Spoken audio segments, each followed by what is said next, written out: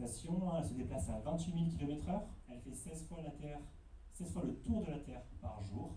Si vous voulez un plus simple, elle fait 8 km/s. C'est pas mal.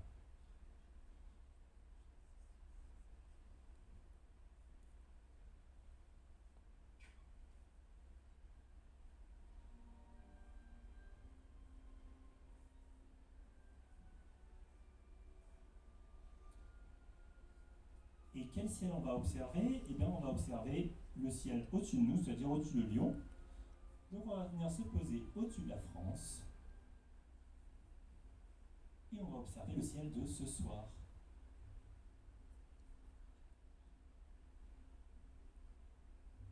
Nous voilà au-dessus de la France. Et on plonge sur la Terre.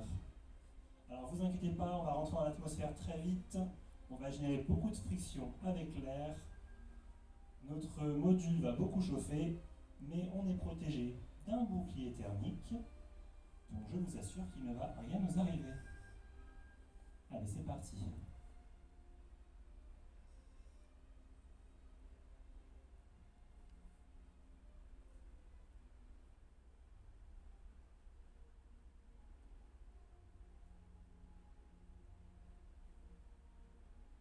Et nous atterrissons sur la Terre pour commencer nos observations.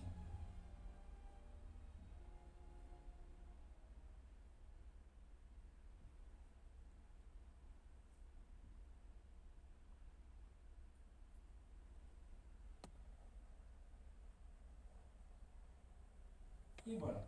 Alors, la première chose qu'on va faire ensemble, c'est que je vous ai dit, si dans 1 mois, 2 mois, vous partez à la campagne, vous pouvez observer les étoiles et refaire les pas qu'on va faire ensemble aujourd'hui.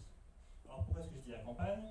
Vous le savez peut-être sans doute, regarder les étoiles en ville, c'est pas facile. Hein. Si vous levez les yeux au ciel ce soir, vous habitez à Lyon, à Vaux-en-Velin, peu importe, on va difficilement avoir un ciel comme ça, vous êtes d'accord avec moi?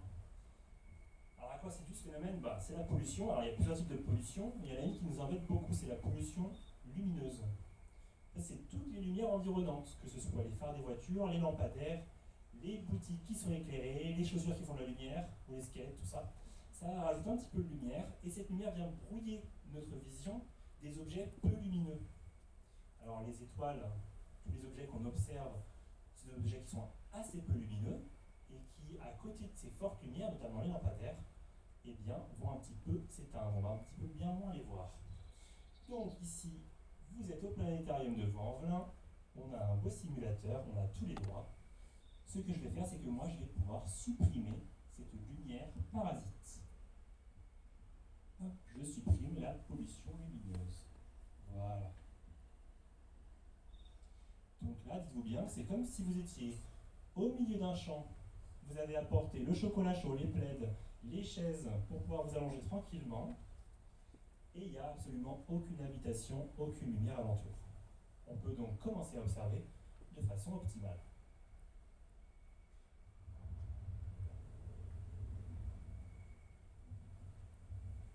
Alors, comment est-ce qu'on fait pour observer? Imaginez que je suis là avec vous, vous m'avez invité, vous êtes super sympa, vous m'avez invité en famille, entre amis, pour venir observer les étoiles. Après, vous vous êtes dit, il va pouvoir nous aider un petit peu à nous diriger. Comment je fais pour pouvoir vous montrer quoi que ce soit?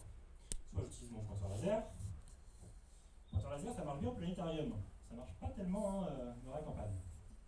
Alors, comment est-ce que je vais faire? Est-ce que je vais vous montrer du doigt comme ça? Si je vous montre du doigt, personne ne va comprendre où est-ce que je pointe. Okay, vous allez avoir une idée globale, mais vous ne pourrez pas voir ce que je vous montre, cette étoile-ci par exemple. Donc qu'est-ce qu'on a fait pour pouvoir se diriger dans le ciel? On a cartographié le ciel. On a créé des constellations. Donc, quelle est la constellation la plus connue? On va commencer par elle. Alors, pas besoin de lever la main, on y va à voix haute et on y va fort, on n'est plus à l'école. Et c'est dimanche pour les petits. Donc c'est samedi pour les petits, donc il n'y a pas besoin de lever la main. Donc allez-y. La Grande Ourse, ouais, génial. Donc la Grande Ourse, on va commencer par elle. Pourquoi? Eh bien, elle est super connue parce qu'on peut la voir toute l'année. On va voir pourquoi dans pas longtemps. Et ces étoiles qui la composent sont plutôt brillantes. Donc elle est facile à repérer, notamment de par sa forme. Quelle forme elle a, la Grande Ourse? Une casserole. Est-ce que vous la voyez? Ouais, allez-y, on la pointe. On tente? Plus ou moins? En face? Ouais, un peu plus bas en fait. Un peu plus bas. Donc notre casserole, elle est là. C'est là que vous montrez ou pas? Non, moi je Non? voyais au-dessus. Au-dessus, ouais. Alors en fait, si vous prenez le temps, hein, vous vous posez tranquillement dans votre champ, vous prenez le temps de regarder, vous finirez par la trouver. En fait, elle va se situer plus ou moins autour de ce cercle. On va voir pourquoi. Donc la casserole, elle est ici. Alors, le nom de cette constellation, c'est quoi? Est-ce que c'est la casserole? C'est la grande ours. Donc, je vous affiche la casserole. Hop. Voici notre casserole. Elle va arriver.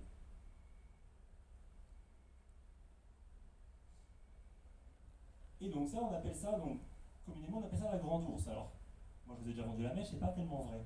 Est-ce que vous arrivez à vous imaginer une grande ours là? Ouais. Si vous me répondez oui, je me fais du souci, hein, tout de suite. Donc si on a beaucoup d'imagination très artistique, on peut s'imaginer une grande ours. Mais vous voyez que là, il n'y a pas d'étoiles hein, qui sont reliées avec notre casserole. En fait, la casserole, c'est juste un petit bout de la grande ours, c'est les 7 étoiles les plus brillantes. Il faut rajouter 11 autres étoiles pour avoir la grande ours entièrement. Je vous enlève le bel ours et vous voyez les autres étoiles qui sont apparues. Donc vous voyez que ces étoiles, ce sont les plus brillantes. Il faut rajouter quand même les pattes et la tête.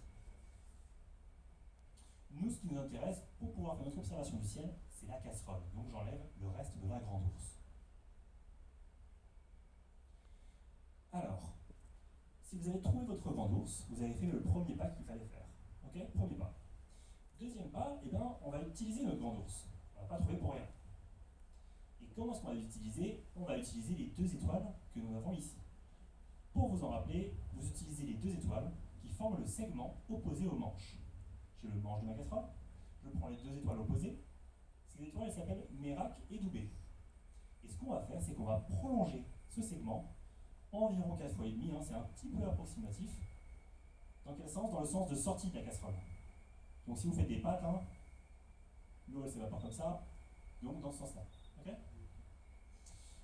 Alors, vous pouvez le faire avec moi si vous avez envie, vous pouvez prendre votre pouce comme mesure, vous le mettez entre ces deux étoiles, et on le fait environ 4 fois et demi. Allez, c'est parti. 1, 2, 3, 4, une fois et demi environ. Je suis un peu approximatif, je ne suis pas très bon en dessin. Donc, on arrive dans cette zone. Alors, dans cette zone, vous avez vu à mon pointeur, il n'y avait rien dessus. Mais on arrive au-dessous, autour de ces étoiles ici. Alors, quelle est la plus brillante de ces étoiles? Eh bien, c'est celle-ci. Et quelle est cette étoile? Personne n'a une idée? Ouais, alors, l'étoile du Nord. Ouais, l'étoile polaire. Alors, attention, on ne va pas confondre avec l'étoile du Berger. L'étoile du Berger, c'est une planète. On va revenir un petit peu après sur les planètes rapidement. C'est Vénus. Ici, on parle de l'étoile qui indique le Nord. C'est Polaris, l'étoile polaire. Je vais vous l'afficher pour que vous la voyez bien. La voici. Donc ça, c'est le deuxième point. Et c'est pas mal important, parce que on vient de trouver le Nord, en fait, tout simplement. D'ailleurs, je vais en profiter pour vous ajouter la date et l'heure. Vous voyez bien qu'on est bien ce soir, 17 décembre, si je ne me trompe pas, à 19h.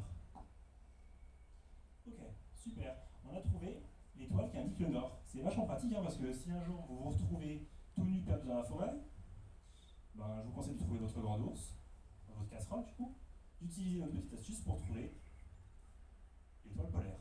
Alors des étoiles polaires, il y en a plein, hein. Il n'y en a pas qu'une. C'est quoi une étoile polaire? Il y en a au nord et il y en a au sud. C'est des étoiles qui sont très proches de l'axe de rotation de la Terre. La Terre, elle tourne autour d'un certain axe. Et bien cet axe, il est orienté, il est dirigé vers ces étoiles-là, qu'on a nommées étoiles polaires. Alors qu'est-ce que ça fait?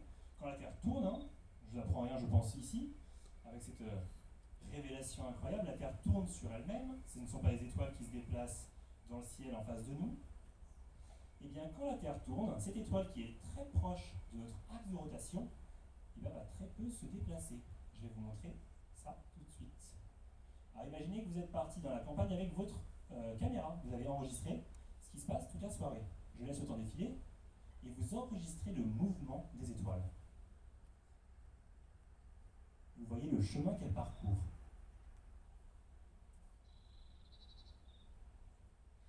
On se rend rapidement compte que pour Polaris, notre étoile polaire, ne bouge pas, proche de notre axe de rotation, tandis que notre casserole, elle va tourner. Et elle va tourner en fait autour de Polaris.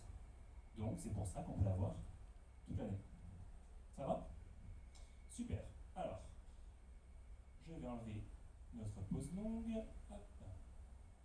Donc, premier pas, c'était trouver la casserole. Deuxième pas, c'était utiliser la casserole pour trouver Polaris. Le troisième pas, on l'a déjà bien entamé. Pourquoi? Eh ben, on va utiliser Polaris. Polaris appartient à une autre constellation, qui est la petite ours, exact. Super. Vous êtes chaud, hein? Samedi à la fin de journée, mais vous êtes présent. Allez, petite ours, elle est là. Bon, encore une fois, il faut beaucoup d'imagination pour arriver à voir un ours. Ok, ce qui nous intéresse, hein, c'est les étoiles. Génial. Troisième pas, pardon, on a trouvé la petite ours. Alors, je peux vous donner encore plein d'astuces pour trouver autre chose. Par exemple, je peux utiliser le bout du manche de ma grande casserole que je vais relier avec le bout du manche de la petite. Et je vais prolonger ça une fois, hop, dans la même direction. Et j'arrive ici, et je vais avoir un groupe d'étoiles assez brillant. C'est le seul groupe d'étoiles que vous aurez assez brillant à côté de l'endroit où vous allez atterrir. Comment elle s'appelle cette constellation, avec cette forme très particulière? Ouais, je crois que je l'ai entendu. C'est Cassiopée. Je vais vous l'afficher pour ceux qui ne la voient pas. Voici Cassiopée. Alors, elle est facile à remarquer, tout comme la grande ours, elle a des étoiles très brillantes, et en plus, également une forme très caractéristique de M ou de W, tout dépend de l'orientation dans le ciel. Ok, génial. On est en train un petit peu de quadriller la zone là. Pas mal. On va en trouver une dernière, assez intéressante. Je repars du bout du manche de ma grande casserole, je passe par la petite, je passe par Cassiopée, et je prolonge cette distance une fois. Et ici, encore une fois, vous allez avoir un groupement d'étoiles. Pardon, je vous ai monté un peu trop haut. Voilà, ici.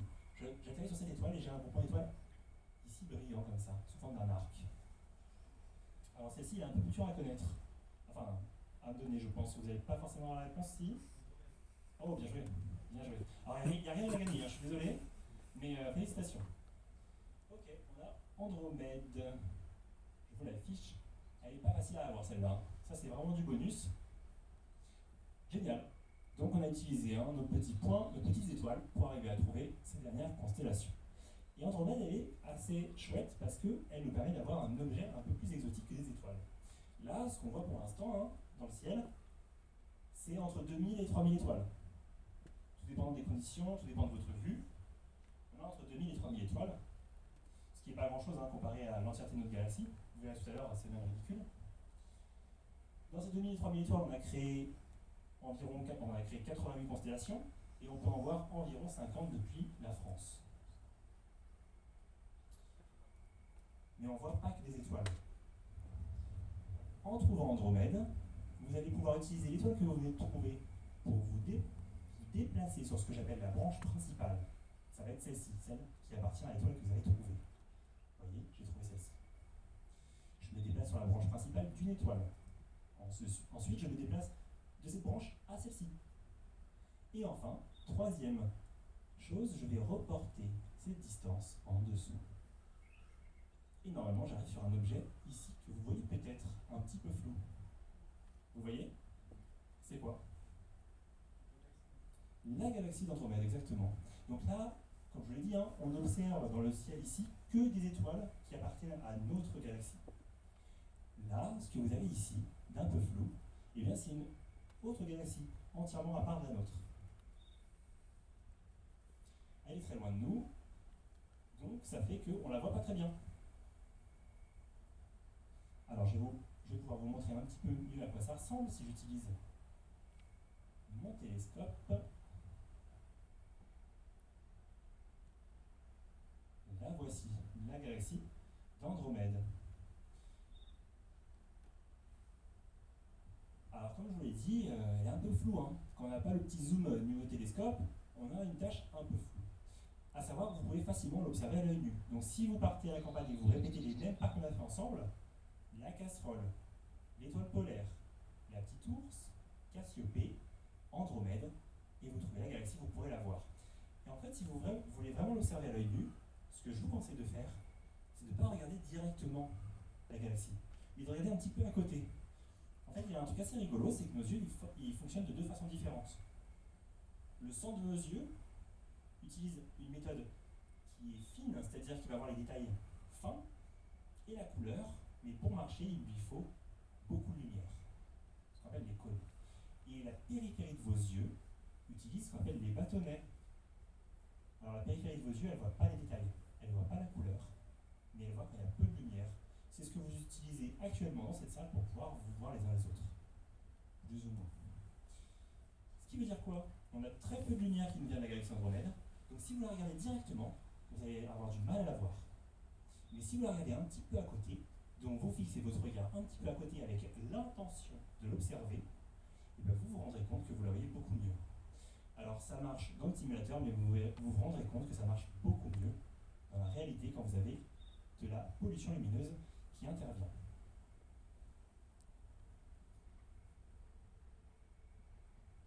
Ok, je vais effacer nos constellations et on va se tourner un petit peu vers le sud.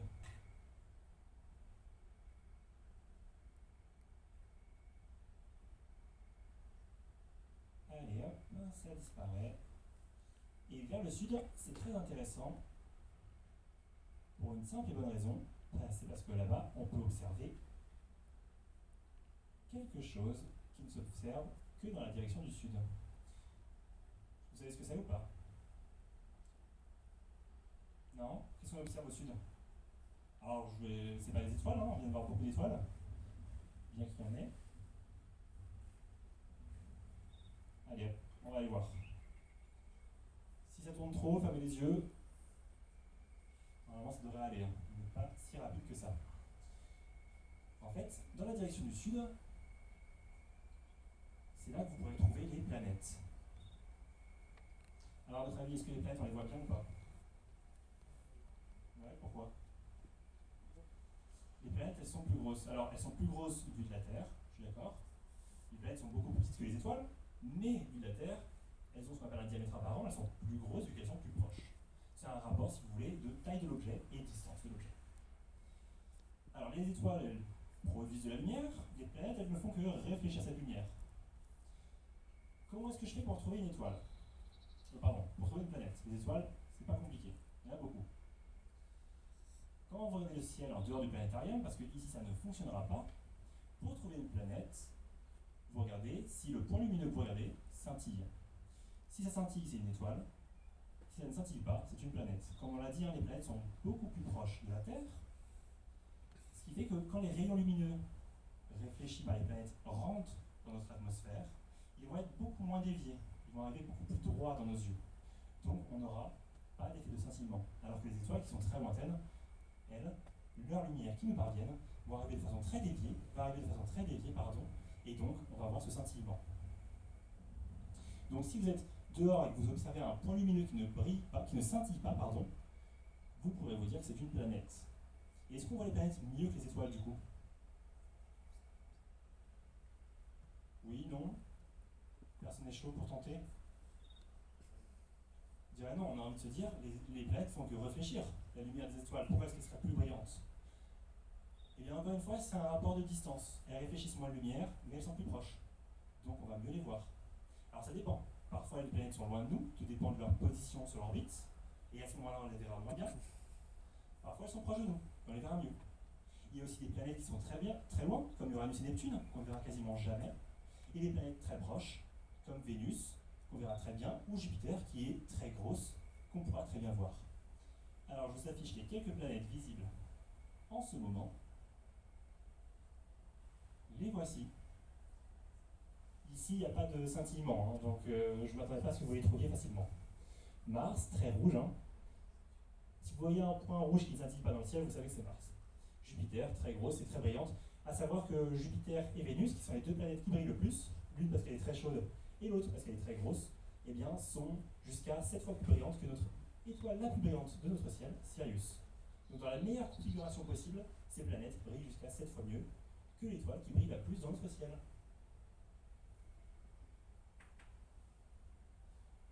Voilà, après cette introduction sur notre ciel, je vais vous lancer le film qui traite de la matière noire et de notre univers. Et je vous retrouve juste après.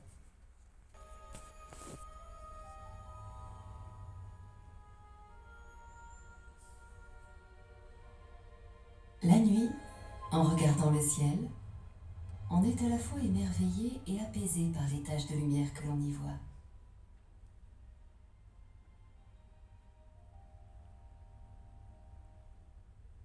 Des étoiles, des planètes, des galaxies et la Lune.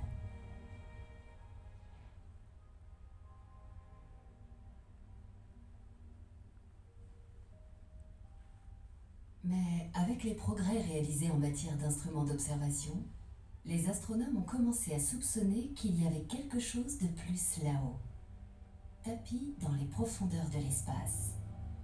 Quelque chose que l'on ne peut ni voir, ni sentir, ni même toucher, mais qui est bien là. Cette substance qui n'émet pas de lumière ne la reflète pas non plus. Elle est si mystérieuse qu'on ne peut la décrire que par son nom, la matière noire. Sa masse est telle que son influence gravitationnelle s'exerce sur les objets les plus brillants et les plus imposants de l'univers. Sa puissance est telle qu'elle peut même infléchir la course des rayons lumineux.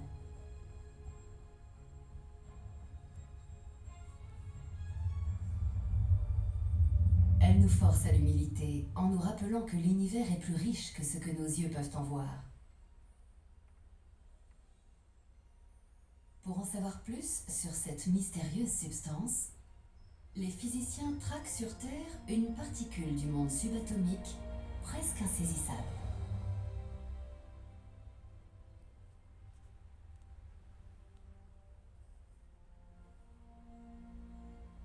Voici le CERN, l'Organisation européenne pour la recherche nucléaire. On y étudie la physique des particules. C'est ici que se trouve le plus grand accélérateur de particules au monde, le Grand Collisionneur de Hadron, ou LHC. Profondément enfoui sous terre, le LHC est la seule installation au monde susceptible de recréer cette mystérieuse particule. L'anneau de 27 km de circonférence du LHC se déploie de part et d'autre de la frontière franco-suisse. Pénétrons dans le tunnel de l'accélérateur pour nous retrouver aux premières loges afin d'assister en direct à la plus rapide scène de poursuite sur Terre.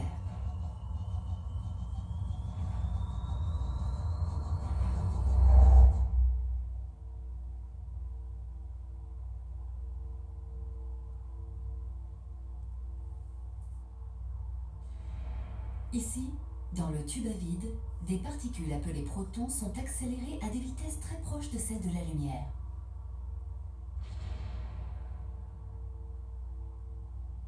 Certaines de ces particules vont entrer en collision frontale avec d'autres de ces protons. Ces expériences font partie de la quête d'une nouvelle espèce de particules fondamentales qui formerait la matière noire.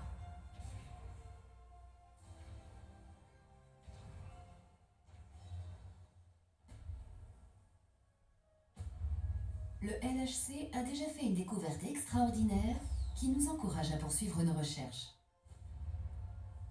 Le 4 juillet 2012 fut un jour de fête au CERN lorsque les scientifiques annoncèrent la découverte d'une particule appelée le boson de Higgs. Les scientifiques avaient recherché cette particule pendant près de 50 ans, depuis que des chercheurs en physique théorique avaient montré que le mécanisme conférant leur masse aux particules élémentaires impliquait son existence. Des particules comme les électrons et les quarks acquièrent leur masse au contact du champ de Higgs. Il y a donc un espoir de pouvoir aussi découvrir la particule qui composerait la matière noire. Désormais, les recherches menées au LHC s'orientent vers la détection de cette particule. Les astrophysiciens ont démontré que cette matière noire constituerait plus de 80% de la masse de l'univers.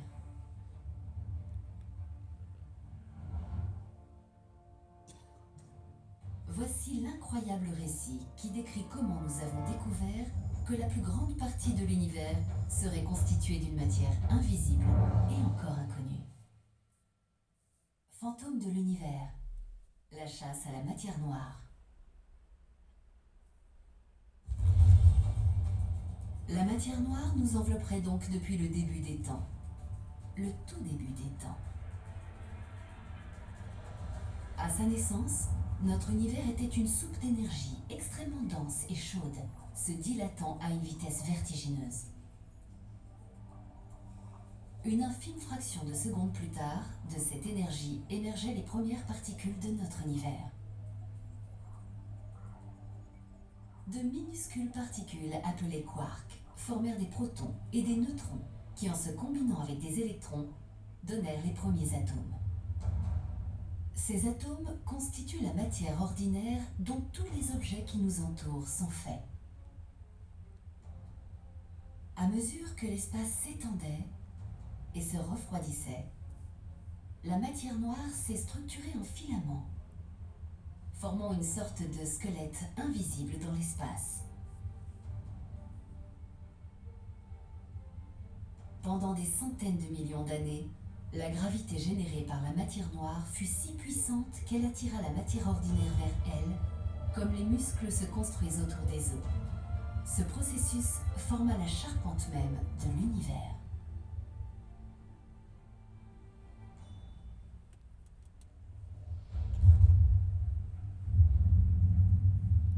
Et les premières galaxies se développèrent aux intersections de ces filaments. Des galaxies entrèrent en collision. Elles fusionnèrent pour former des amas, puis des superamas. D'innombrables galaxies s'attirèrent les unes vers les autres sous l'effet de la matière noire. Et petit à petit, elles formèrent la structure de l'univers que nous observons aujourd'hui. Sans la matière noire, il n'y aurait pas d'étoiles, pas de galaxies, pas de planètes et encore moins de vie. Sans la présence de la matière noire, nous n'existerions même pas.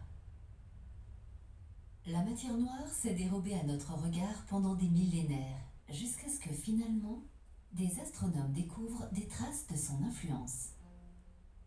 Le premier d'entre eux fut Fritz Zwicky, un astronome suisse qui travaillait à l'Institut technologique de Californie, le Caltech, dans les années 1930.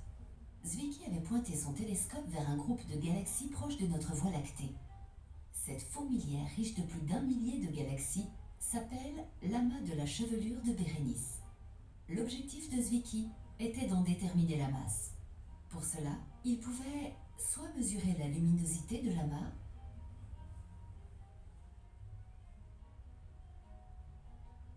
soit déterminer la vitesse de rotation des galaxies en orbite.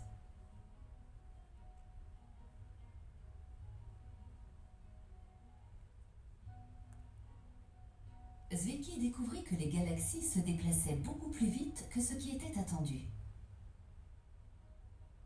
Surtout si on prenait en compte la masse de l'amas calculée à partir de sa luminosité. À de telles vitesses, la masse visible était trop faible pour maintenir la cohésion de l'amas. Zwicky en conclut donc qu'il devait y avoir une substance invisible cachée dans l'amas et qui le maintenait en l'état malgré le mouvement rapide des galaxies. Il appela cette substance la matière noire.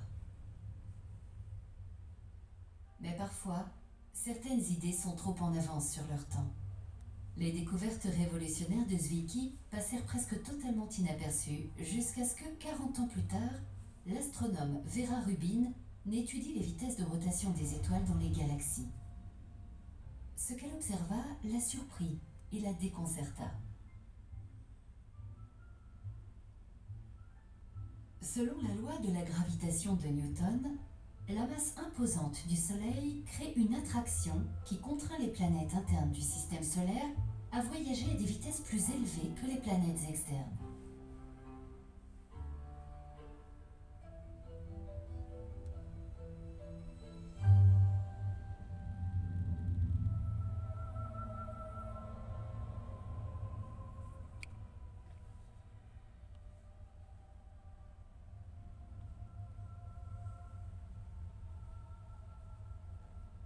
les étoiles d'une galaxie orbitent autour de son centre de la même manière que les planètes tournent autour du Soleil, Rubin s'attendait à retrouver les mêmes variations de vitesse en observant la proche galaxie d'Andromède.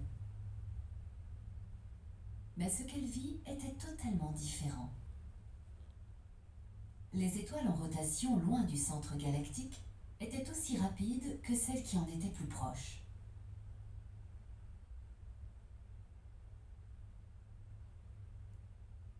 Ce n'était pas du tout comme dans notre système solaire où les planètes internes sont beaucoup plus rapides que les planètes externes. À de telles vitesses, et faute d'une masse supplémentaire suffisante pour les attirer gravitationnellement, ces étoiles auraient dû se retrouver hors de contrôle et éjectées hors de leur galaxie. Quelque chose maintenait la cohésion de la galaxie d'Andromède. De quoi pouvait-il s'agir? Rubin et son équipe en conclurent qu'il devait y avoir une masse invisible qui s'étendait jusqu'aux confins de la galaxie, et même au-delà. C'était comme si un nuage invisible retenait les étoiles ensemble, comme une sorte de liant. On peut également observer des preuves tangibles de l'existence de halos de matière noire ailleurs dans l'univers.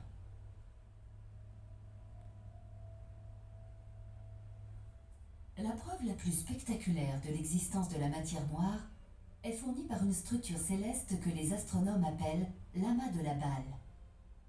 En observant attentivement les galaxies de cet amas, ils virent de subtiles distorsions causées par quelque chose d'invisible. Le suspect? La matière noire. À l'aide d'un télescope spatial sensible au rayonnement X, des astronomes ont détecté des concentrations importantes de gaz interstellaire chaud. La forme de balle de fusil de celle de droite a inspiré le nom de l'amas. Il serait issu de la collision entre deux amas de galaxies. Si nous pouvions remonter dans le temps avant le moment de la collision, nous verrions deux amas distincts, chacun enveloppé dans son propre nuage de matière noire. Lors de la rencontre des deux amas, leurs nuages de matière noire respectifs se traversèrent mutuellement.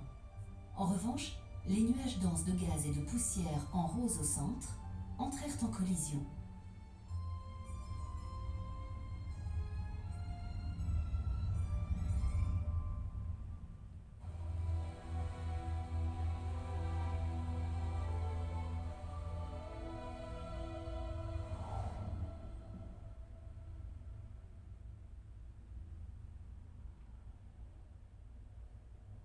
Quelle est donc cette matière noire capable de traverser une collision entre galaxies sans interagir? Grâce à cette propriété unique, une particule de matière noire comme celle-ci, voyageant dans l'espace, est indifférente aux obstacles qui pourraient se mettre sur son chemin.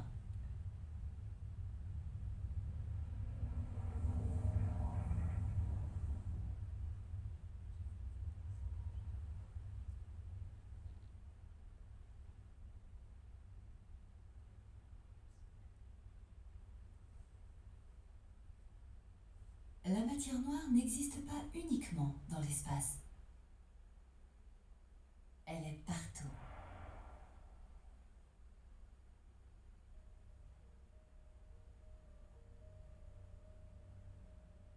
En ce moment même, elle nous entoure.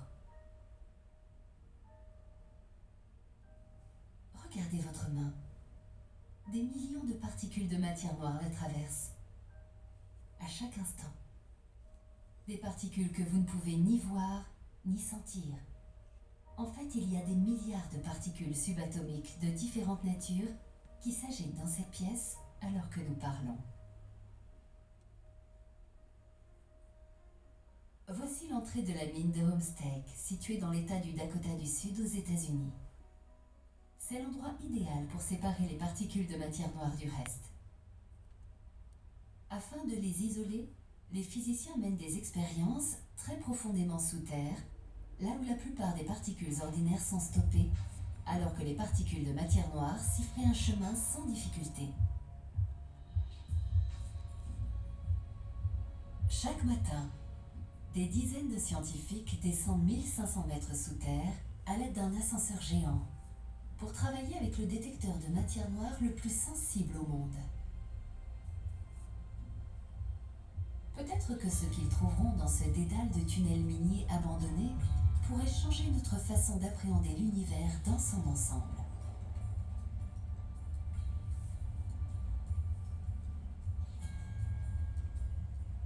Autrefois, ce lieu fut une mine prospère. Aujourd'hui, les chercheurs d'or ont été remplacés par des physiciens qui traquent une substance encore plus insaisissable, la matière noire. Nous voici au centre de recherche souterrain de Sanford. C'est ici que se trouve le grand détecteur souterrain au xénon, appelé Lux. Son réservoir rempli de xénon liquide est le parfait endroit pour assister à la première détection d'une particule de matière noire.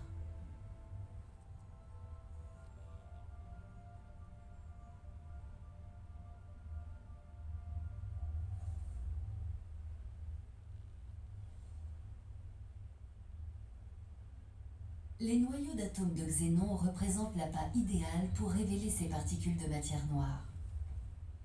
Si une particule de matière noire vient le heurter, son noyau émettra un flash de lumière ou relâchera des électrons. Ces phénomènes peuvent être enregistrés par des capteurs situés au-dessus et en dessous du détecteur.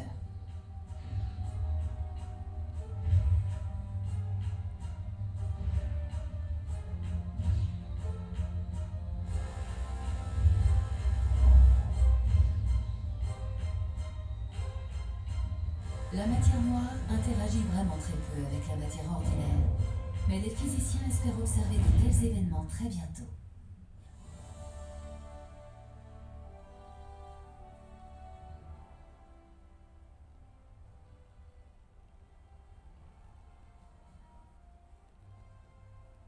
De l'autre côté de l'Atlantique, d'autres groupes de physiciens cherchent à créer leurs propres particules de matière noire.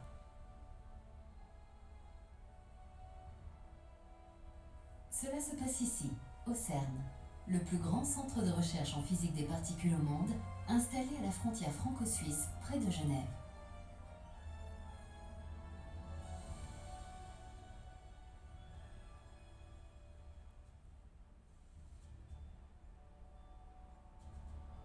Là, des milliers de scientifiques représentant de nombreux pays unissent leurs forces pour chercher des réponses aux questions parmi les plus anciennes et les plus complexes que se pose l'humanité sur la nature de la matière.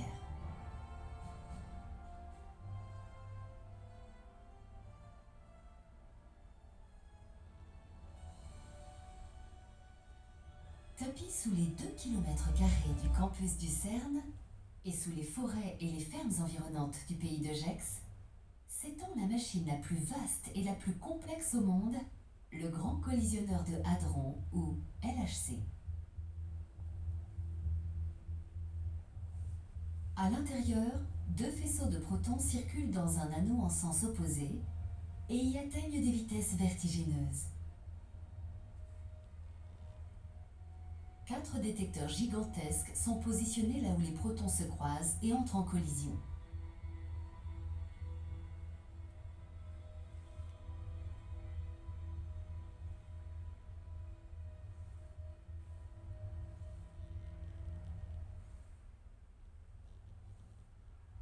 Le LHC est une piste de course géante pour particules. Mais ici, point d'essence. Tout au long de l'anneau, les bolides subatomiques sont accélérés par des champs électriques et pilotés par des aimants très puissants. Les particules sont ensuite guidées vers les points de collision situés au cœur de chaque détecteur. Le plus grand d'entre eux s'appelle fort à propos Atlas.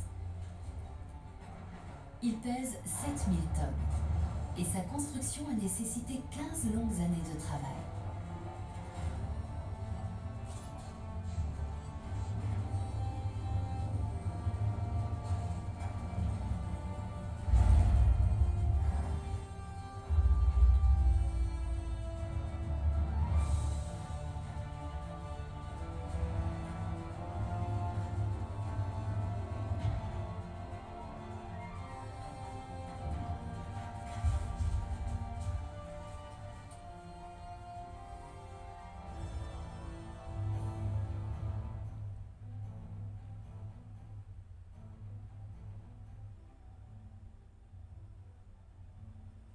comme un immeuble de 8 étages, Atlas avoisine la taille d'une cathédrale.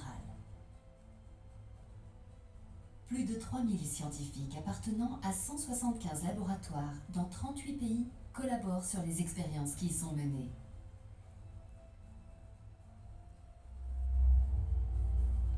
Sur le principe, Atlas fonctionne comme un gigantesque microscope scrutant l'infiniment petit.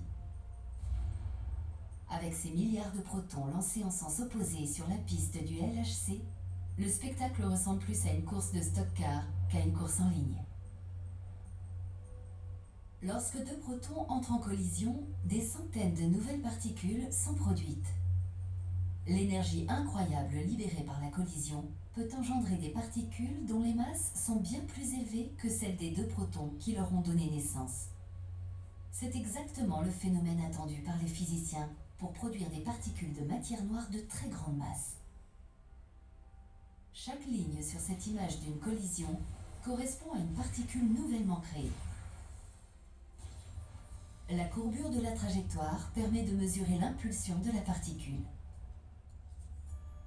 Atlas enregistre les collisions à l'aide de plusieurs instruments disposés en couches concentriques. Chacun de ces détecteurs est une sorte d'appareil photo sophistiqué, spécialement conçu pour détecter et enregistrer le passage de différents types de particules. Selon Sir Isaac Newton, les énergies émises dans des directions opposées doivent s'équilibrer. C'est bien le cas sur cette image d'une collision. Les carrés jaunes montrent une répartition homogène des particules et de leurs impulsions dans toutes les directions. En revanche, si une particule de matière noire est émise, il y aura un vide à l'endroit où cette particule a traversé Atlas sans interagir avec aucun de ses instruments. Comment une particule de matière noire peut-elle traverser le détecteur de particules le plus sensible au monde sans laisser aucune trace? Une théorie appelée supersymétrie prédit l'existence d'une particule qui se comporte